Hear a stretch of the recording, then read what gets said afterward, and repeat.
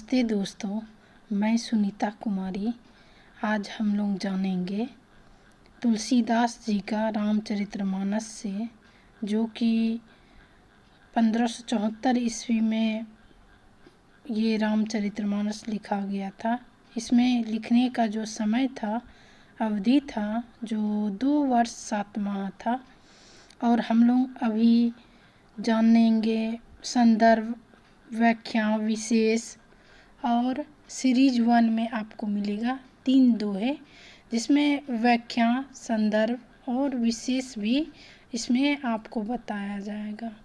और अगर मेरा वीडियो आप सभी को अच्छा लगे तो मेरे वीडियो को दोस्तों लाइक करें, सब्सक्राइब करें, बेल आइकन घंटी दबाएं और अधिक से अधिक अपने दोस्तों में भी शेयर करें, ताकि उनको भी जानकारी प्राप्त होते रहे। शुरू करते हैं। पहला दोहा। तुलसीदास जी का दोहा रामचरितमानस उत्तरकांड से। पहला दोहा जो कि इस प्रकार से है।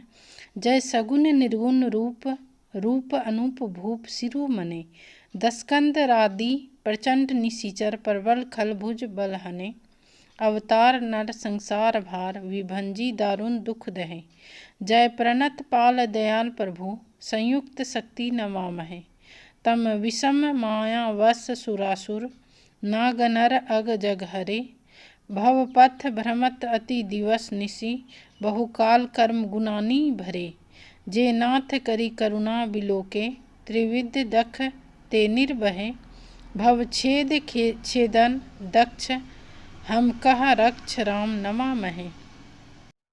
इस दोहे का संदर्भ जो कि इस प्रकार से है।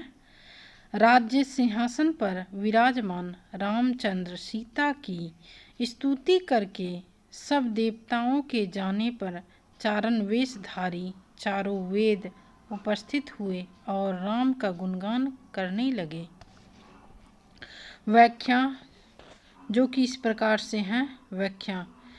व्याख्या हे सगुण और निर्गुण रूप वाले, हे अनुरूप वाले, हे राजाओं के शिरोमणि, आपकी जय हो। आपने अपनी प्रचंड भुजाओं के बल से रावण आदि प्रचंड बल और दुष्ट राक्षसों का संहार किया। आपने मनुष्य का अवतार लेकर संसार का भार राक्षस अर्थात राक्षस तथा दुष्टों का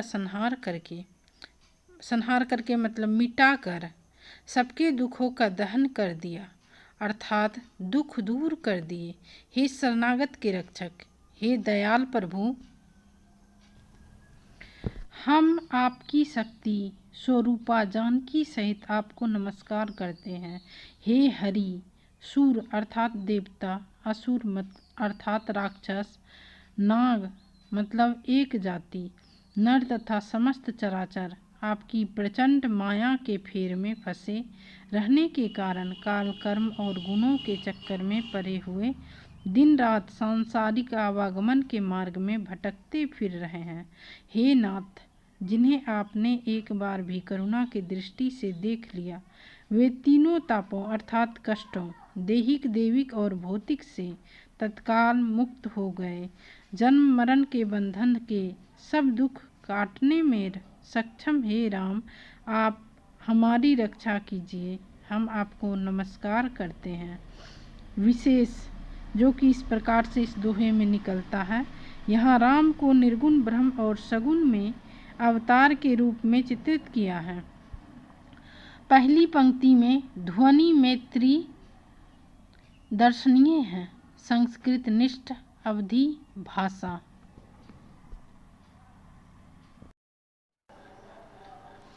दूसरा दोहा जो कि इस प्रकार से है। दैहिक दैविक भौतिक तापा, राम राज नहीं करहूँ व्यापा, सब नर करही परस्पर प्रीति, चलहि स्वधर्म निरत श्रुति नीति, चारयों चरण धर्म जग माही, पूरी रहा सपनेहु अध नाही, राम भगति रत नर अरु नारी, सकल परम गति के अधिकारी, सब निर्धम धर्म रत पुनि, नर रु अरु नारी चतुर सब गुणी।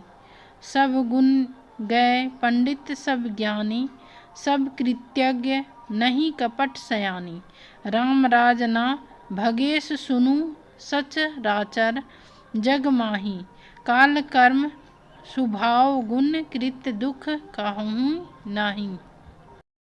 संदर्भ जो कि इस प्रकार से हैं। इन पंक्तियों में राम राज्य की महिमा का वर्णन है। व्याख्या जो कि इस प्रकार से हैं। तुलसीदास राम राज्य की प्रशंसा करते हुए कहते हैं कि राम राज्य में किसी को किसी प्रकार का दैहिक अर्थात सांसारिक, दैविक और भौतिक कष्ट नहीं होते। सभी लोग परस्पर प्रेम करते हैं और वेदों में बताई गई नीति अर्थात मर्यादा का अनुसरण करते हुए अपने अपने धर्म अर्थात कर्तव्य का पालन करते हैं। धर्म अपने चारों चरणों सत्य, सूची, दया और दान सहित जगत में व्याप्त हो रहा है, अर्थात सभी लोग अत्यनिष्ठ पवित्र, दयालु और दानी बन चले थे। स्त्री पुरुष राम की ही भक्ति में रमे हुए हैं, इसीलिए सभी परम गति के अधिकारी हो गए हैं। किसी के मन में किसी प्रकार का दंभ नहीं था। सभी लोग धर्मपरायण अर्थात धर्म के अनुसार कर्म करने और पुण्यात्मा थे। सभी नर नारी अत्यंत बुद्धिमान, गुणी, गुणों का आदर करने वाले, पंडित अर्थात विद्वान, ज्ञानी और कृतज्ञ अर्थात दूसरों का उपकार मानने वाले थे। किसी के मन में ना कपट था और ना सयानापन अर्थात धूर्तता था। काकभूषुंडी जी कहते हैं, देखो गरुड़, उस समय संसार में जितने भी चर अचर अर्थात जड़ और चेतन जीव थे, उन्हें काल कर्म स्वभाव और गुणों से उत्पन्न होने वाला दुख कभी नहीं सताता था। विशेष अनुप्रास दैहिक दैविक। तीसरा दोहा। भूमि सप्त सागर मेखला, एक भूत रघुपति कोसला। भुवन अनेक रोम प्रति जासु, यह प्रभुता कछु बहुत ना तासु। सो महिमा समुझत प्रभु केरी, यह वर्णत महीनता घनेरी। सोऊ खगेश महिमा जिन्हीं जानी, फिरी एही चरित तिन्हु रति मानी। सोऊ जाने कर फल यह लीला, कहीं महामुनि वर दमशीला। राम राज कर सुख संपदा, बरनी ना सके फनिस शारदा। संदर्भ जो कि इस प्रकार से हैं। काकभूषुंडी गरुड़ से राम के ब्रह्म स्वरूप की महिमा वर्णन करते हुए कहते हैं। व्याख्या। देखो गरुड़, अयोध्या में तो राम केवल 7 समुद्रों से घिरी हुई एक पृथ्वी मात्र के ही राजा थे, पर जिनके एक एक रोम रोम में अनेक ब्रह्मांड लिपटे रहते हो, उनके लिए यह अर्थात 7 द्वीपों के राज्य की प्रभुता थी ही किस गिनती में। प्रभु की वह अर्थात मतलब ब्रह्म रूप वाली महिमा समझ लेने यह कहना कि यह सप्त द्वीप पर्यंत पृथ्वी के सम्राट हैं, उनको बहुत छोटा बनाना होगा। परंतु गरुड़ जिन्होंने वह महिमा जान भी ली है कि वे साक्षात ब्रह्म हैं, उन्हें भी प्रभु की इसी अर्थात सगुण लीला में बड़ा रस मिलता है, क्योंकि उस महिमा को जानने का फल भी इस सगुण लीला का रस पाना ही है। इंद्रियों का दमन कर लेने वाले श्रेष्ठ महामुनि कहते हैं कि राम के राज्य में कितना सुख और ऐश्वर्य था, इसका वर्णन करना तो शेष और सरस्वती की भी सामर्थ्य के बाहर है। विशेष जो कि इस प्रकार से हैं। तुलसी ने राम के ब्रह्म स्वरूप का वर्णन उसी प्रकार किया है जिस प्रकार गीता में श्री कृष्ण के ब्रह्म स्वरूप का वर्णन किया है। राम की सगुन लीला में ही रस मिलता है।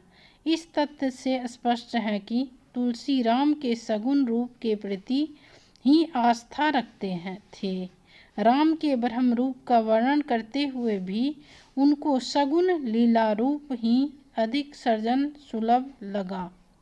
दोस्तों, हम फिर जानेंगे नेक्स्ट वीडियो में तुलसीदास जी के कुछ दोहे, जिसमें व्याख्या संदर्भ दोनों आपको मिलेगा। और मिलते हैं नेक्स्ट वीडियो में। अभी तक के लिए धन्यवाद।